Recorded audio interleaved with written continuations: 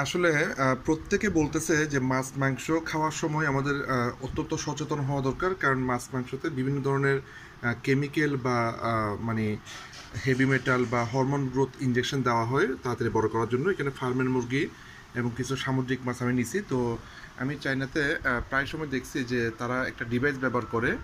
এই ডিভাইসটির মাধ্যমে তারা খাবার থেকে বিষাক্ত কেমিক্যাল বা বিষাক্ত পদার্থগুলো বের করে ফেলতে পারে। হ্যাঁ, তো আমি আজকে আপনাদেরকে দেখাবো কিভাবে মানে খাবার থেকে বিষাক্ত পদার্থ বের করা যায়। হ্যাঁ, আপনারা সাথে থাকবেন, দেখাবো।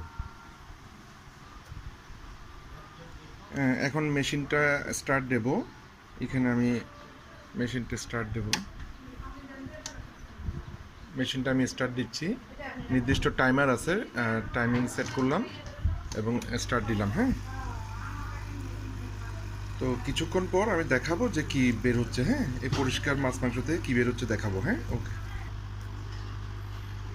দেখেন এখানে কেমিক্যালগুলো বের হচ্ছে, মানে চর্বি জাতীয় অনেক কিছু বের হচ্ছে আর কি। হ্যাঁ, এই পাশে জমতেছে, দেখছেন? এখানে জমতেছে, এভাবে বের হচ্ছে। পরবর্তীতে আমি দেখাবো। হ্যাঁ, টাইমিং শেষ।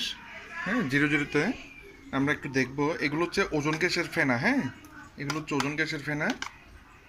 প্রচুর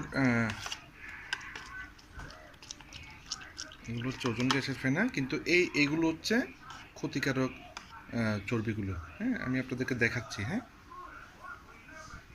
এই দেখেন, এগুলো হচ্ছে ক্ষতিকারক চর্বিগুলো।